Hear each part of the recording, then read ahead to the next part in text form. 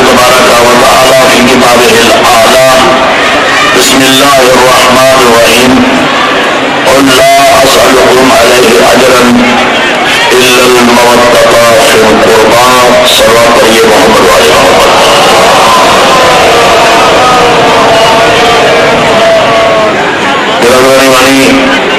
اور یعنی حضرت قرار و عاشقان حسین بن علی، میں نے آپ حضرات کے سامنے قرآن مجید کی ایک معروف ترین آیت واقعہ ہدایت کو سرنامہ گفتگو قرار دیا ہے، جس میں خالق کائنات ارشاد فرما رہے ہیں وَلَا أَسْأَلُكُمْ عَلَيْهِ أَجْرًا إِلَّا الْمَوَدَّةَ فِي الْقُرْبَى.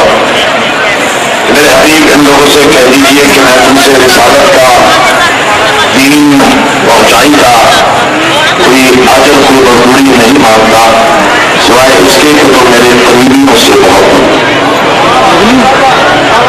اللہ نے اس آئے مجیدہ میں نبی کی آل، نبی کی اولاد، نبی کی اہل بیت کی محبت کا تو حکم دیا ہے، لیکن اللہ نے لطف فرمایا کہ محبت کی کوئی لمٹ، محبت کی کوئی حد اللہ نے معین نہیں فرمائی. اگر اللہ محبت کی حد معین کر دیتا تو جو بھی امتی اس حد تک نہ پہنچتا وہ دائرہ اسلام سے خارج ہو جاتا.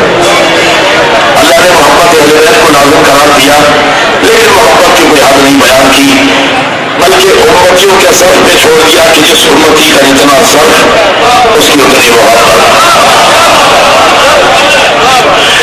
میں ایک مثال چھوٹی سی دینا چاہ رہا ہوں شیعہ سے جو کتب میں مشترکہ کرنے کا عادی ہوں. سامنے کی بات شیعہ سنی کتب کے روایت موجود ہے پیغمبر اسلام کے میدان احد میں رمضان مبارک شہید ہو گئے.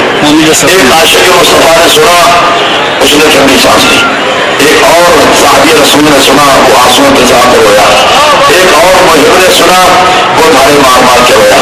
ایک اور عاشق مصطفیٰ نے سنا، وہ روتے روتے بے ہوش ہو گیا.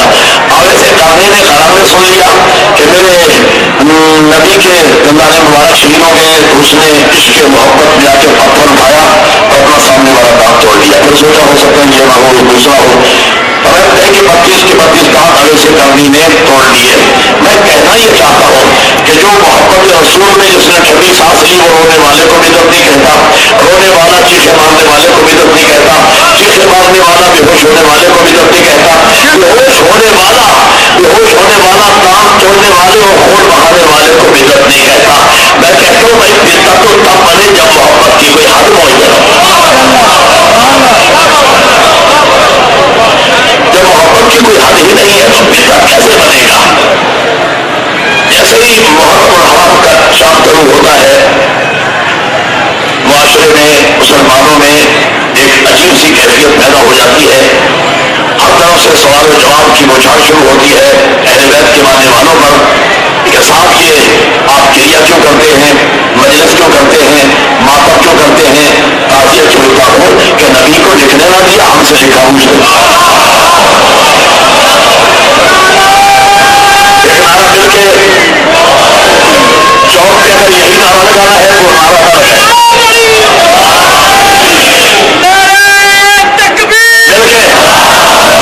اپنی شان کے مطابق قلم نوازے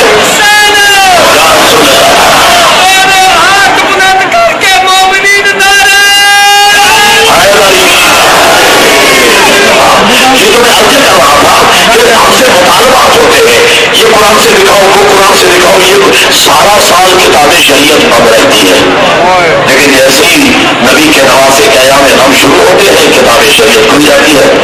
آج میرا یہ دل چاہتا ہے، عظیم الشان اجتماع گجرات چوک کا تاریخی اجتماع ہے، تو میں یہ چاہتا ہوں کہ آج اس چوک کی تقریر میں میں آپ کو علم، تعزیہ، جلوس، گریہ، ماتم، زلزلہ، یہ ساری چیزیں آج میں آپ کو قرآن سے دکھاؤں.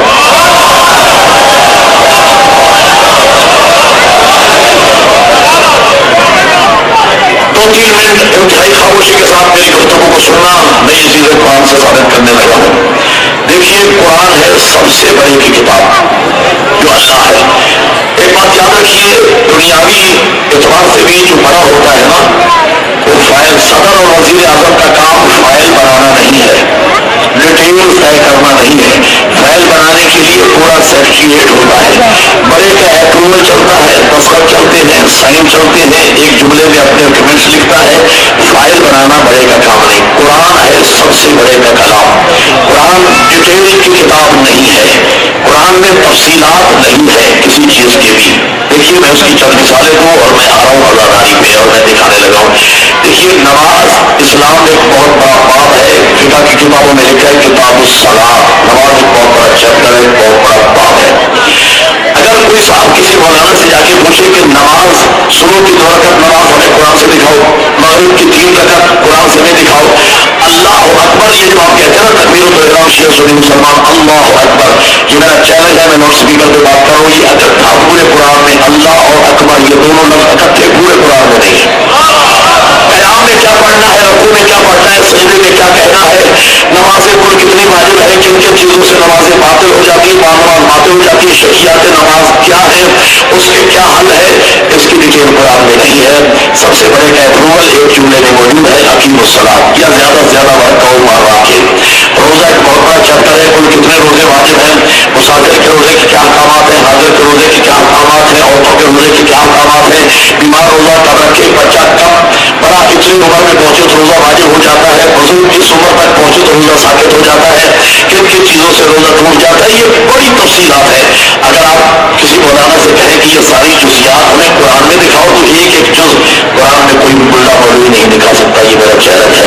حج ایک بہت بڑا چیپٹر ہے, حج کس میں واجب ہوتا ہے, کس میں واجب نہیں ہوتا, حج واجب ہونے کے بعد وہ سعودی میں حج واجب ہو جانے کے بعد کس میقات سے وہ احرام باندھے گا, احرام باندھنے کے بعد 24 چیزیں محرم پہ حرام ہو جاتی ہیں, اور ان میں سے اگر کسی چیز کا ارتکاب کرے تو اس کا کفارہ کیا ہے. مثلا اگر وہاں کعبہ پہنچے تو طواف کے کیا احکامات ہیں, صحیح کے کیا احکامات ہیں, تقسیم کیسے کرانا ہے, میدان عرفات میں کیا عمل بجا لانے ہیں, مشعر الحرام میں کیا کرنا ہے, مزدلفہ میں کیا کرنا ہے, اور میدان قربانی کے کیا احکامات ہیں, اس کی تفصیلات آپ کو پورے قرآن میں کہیں نہیں ملے گی. سب سے بڑے کا اپروول ایک جملے میں قرآن میں موجود ہے, وَلِلَّهِ عَلَى النَّاسِ حِجُّ الْبَيْتِ مَنِ اسْتَطَاعَ إِلَيْهِ سَبِيلًا. میں نے مثالیں دی تھی, میرے پاس وقت تھوڑا ہے اور میں نے باتیں بہت زیادہ کرنا ہے, لیکن نماز روزہ حج کی طرح عزاداری بھی ایک بہت بڑا چیپٹر ہے, بہت بڑا باب ہے, جس میں مجلس بھی ہے, ماتم بھی ہے, گریہ بھی ہے, جلوس بھی ہے, تعزیہ بھی ہے, زوجرہ بھی ہے. اگر کوئی کہے نماز روزہ کی طرح ہمیں ایک ایک چیز ڈیٹیل قرآن سے ہر چیز نکال کے بیت دکھا دو, کہ جب نماز روزہ حج کی ڈیٹیل چھوٹی چھوٹی آپ کو قرآن میں نہیں مل سکتی تو یہ پوری عزاداری کی ساری تفصیل آپ قرآن سے کیسے دیکھ سکتے ہیں. لیکن سب سے بڑے کا اپروول نماز روزہ حج کی طرح میں آپ کو قرآن سے محرم کا دکھا دیتا ہوں, عزاداری کا دکھا دیتا ہوں. قرآن میں لکھا ہے بسم اللہ الرحمن الرحیم, قل لا اسألکم علیہ اجرا الا المودۃ فی القربى. میرے حبیب سے کہہ دیجیے کہ میں تم سے رسالت کا دین پہنچائی گا, کوئی اجر کوئی مزدوری نہیں مانگتا سوائے اس کے کہ میرے قریبیوں سے محبت کرو. تو ہم جو کچھ عزاداری میں کرتے ہیں, جو کچھ محرم میں کرتے ہیں, میں کہنا یہ چاہتا ہوں کہ ان ساری چیزوں کو محبت کے پیمانے پہ بڑھتے چلے جائیے. کوئی ایک چیز مجھے محبت سے جدا کر کے دکھاؤ تو بدعت بنے.